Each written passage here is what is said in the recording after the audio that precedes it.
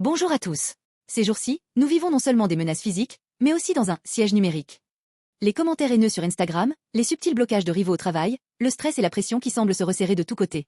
N'avez-vous pas l'impression d'être assiégé? Élie, ayant déjà connaissance des opérations secrètes du roi d'Aram, les révèle au roi d'Israël, ce qui met le roi d'Aram en colère. Qui est-ce qui nous trahit?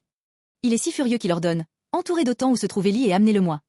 Ici, entouré, Sarah en hébreu, ne signifie pas simplement encercler, mais accumuler la colère jusqu'à ce que le cœur se resserre et devienne douloureux. 2 Rois 6, 11-14, c'est comme quand un commentaire en ligne se propage en des centaines de messages haineux, ou quand un petit malentendu au travail se transforme en pression sur toute l'équipe. Au moment où le cœur du roi se resserre et explose, que fait Élie? Il ne fuit pas ni ne se bat. Il attend calmement. Pourquoi?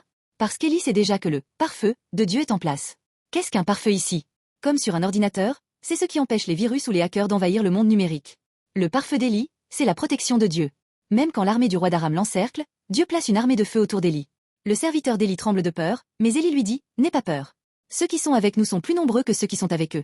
Dans notre vie aussi, quand nous sommes menacés, quand ces sièges s'accumulent, quel bien ce serait d'avoir un tel pare-feu.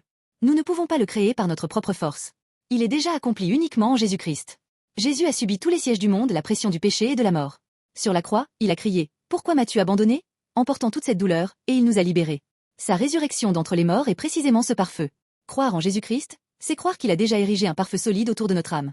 Si vous êtes en Jésus-Christ, peu importe les menaces dans la vie, vous expérimenterez que la protection de Dieu est plus puissante que n'importe quel hacker ou commentaire haineux. Ne vous inquiétez donc pas, trouver la paix en Jésus. Votre pare-feu numérique spirituel est déjà parfaitement construit. Aucune arme forgée contre toi ne prospérera. Ésaïe 54, 17. Aujourd'hui, si vous acceptez Jésus, cette armée de feu vous gardera. Que la protection de Dieu soit avec vous.